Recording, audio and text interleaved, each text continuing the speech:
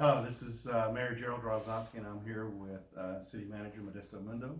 Thank you, Mayor. Thank you. And we're going to get started. We want to give you guys a quick update on where we stand today with the city and the issues of the water in our community.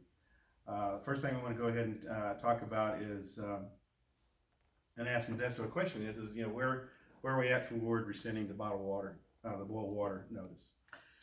Well, we're getting a lot closer. Staff today collected 35 samples throughout the city. We have handed that off to our water quality lab, and that'll take about 24 hours for us to receive results.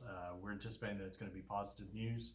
So once we get those results tomorrow, again, if we do get positive results, we will rescind the bottled water notice and get that word out to all of our citizens tomorrow. So that's where we are. I believe that's where we are. So things are looking really good. Yeah, that's great news, and I'm sure the public is very excited about hearing that news. We're moving forward on this a lot quicker than we expected. Next thing we have is talking about, again, we put in the request for bottled water, 200 cases it was, and we also put a request in for 30 soldiers to help provide that, to get that out. We know that the 30 soldiers was quickly turned away by the state, but we did get agreement that at some time they would provide us with some bottled water, cases of bottled water. Again, we still don't know how many we're going to get and stuff like that. We may get the 200 we requested or even less. But with that being such a limited resource, we know everybody in the state, basically from Dallas down, is requesting water because a lot of locations are on boil water. San Antonio, Austin, Houston, and our area and so forth is looking for bottled water. That's a limited resource. It is. And so with us looking at the possibility of rescinding the boil water as early as tomorrow afternoon, what's our plan on and what we've been discussing? Bring the city up to speed on what we've been discussing on the So what we discussed with the county today, because again, we didn't know if our asset was going to be filled within the next 24 hours in regards to water. We've talked to the other surrounding cities. Our pod was going to be manned by really with Clute and us, but Freeport and Richwood and also Angleton had requested to operate pods. We've canceled our water delivery because we're anticipating good news. And what will happen in our allotment, most likely in any limited supply, would get dispersed to those cities. And so we're working to then help and assist them to distribute the water where it's needed. Right. So we anticipate that if it doesn't work out, that if we don't get positive news, that asset will still be in the area.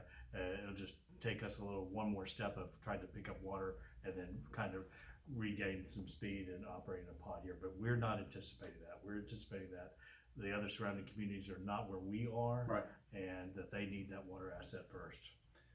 Yeah, we were lucky that we were able to move forward a lot quicker than the other cities. And so again, our understanding is Freeport and Angleton are really quite a bit further behind than we are and stuff. So that's again, it's taking a limited resource and spreading it out across the lower Brazoria County area. Yes, that's the whole intent.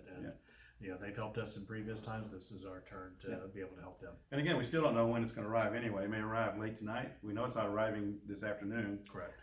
So it may arrive late tonight, and by the time it gets here and we set up a pod, we may not need it. So that's good news. And then the positive thing out of all of this is, so we have good pressure in the system.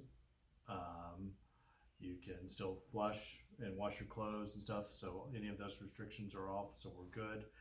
You just need to boil water for consumption. But we also been informed that there's a supply of water in the grocery stores also. So there is water there. But if you do want to drink water, we just boil it. So there is a water supply. Just a couple other steps to get you through it. Well, the other thing, real quick, wrapping this up, is that I want to put a message out to the community, and just want to tell the community thank you very much for working together and helping us all get through this situation, along with neighborhoods, down to the neighborhoods. I mean, I've received messages from people that have cooked a large pot of 15 bean soup, and they made it they put offers out to the neighborhoods neighbors to come over and get some and stuff, especially if they weren't able to have a hot meal. So it's just that the community has pulled together really well to work through this. We've got a ways to go with everybody making repairs. That's going to be our next challenge, and we've made some adjustments in some of our procedures here at the city to enable that to happen quickly.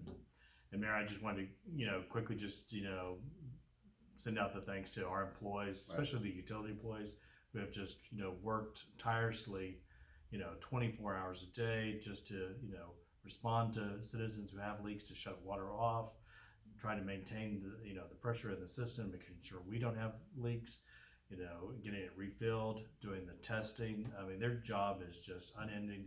They're out there when it's 17 degrees, they're out there in the field working.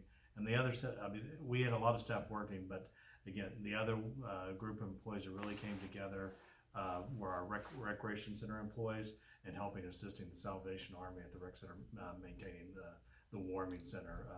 We could not have done it without them. All right.